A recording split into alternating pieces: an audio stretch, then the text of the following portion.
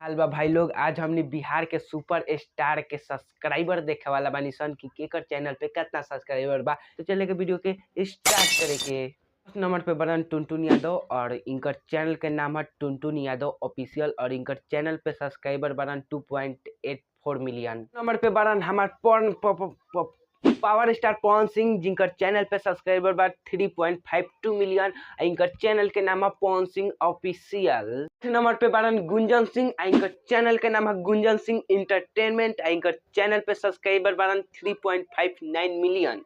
7 number पे बारन नीलकमल सिंह जिनकर channel पे subscriber बा 4.19 मिलियन।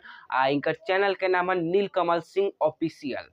नंबर पे बारन प्रमोद प्रेमी जिनकर चैनल के नाम है प्रमोद प्रेमी इंटरटेनमेंट। इनकर चैनल पे सब्सक्राइबर बा 4.93 मिलियन।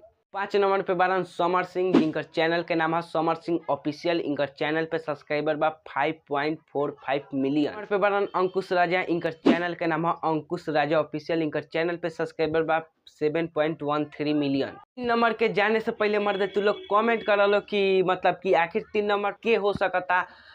हम बताओ तालो के कि 3 नंबर पे बारन खेसारी लाल यादव हमनी के जाने माने ट्रेंडिंग स्टार। इनकर चैनल पे सब्सक्राइबर बा 7.83 मिलियन।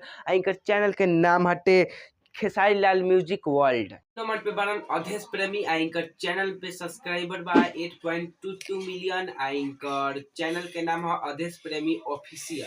तो 1 नंबर जाने से पहले मर्द ताह लोग के पता बा तो तू लोग फैन से कमेंट कर लो कि 1 नंबर आखिर बावे के। ता हम बताओ ताह लोग कि 1 नंबर के बावे। बारन हमनी के विधायक स्टार निरहु लाल यादव जिनकर चैनल पे सब्सक्राइबर बा 11.7 मिलियन। और इनकर चैनल के नाम है निरहु लाल म्यूजिक वर्ल्ड। 100 जना में से जिनकर भी बिग फैन हो लोग तब वीडियो के कमेंट करो लोग और वीडियो के लाइक करो लोग और चैनल के सब्सक्राइब करो लोग और जल्दी जल्दी बता दो लोग कि केकर फैन हो लोग।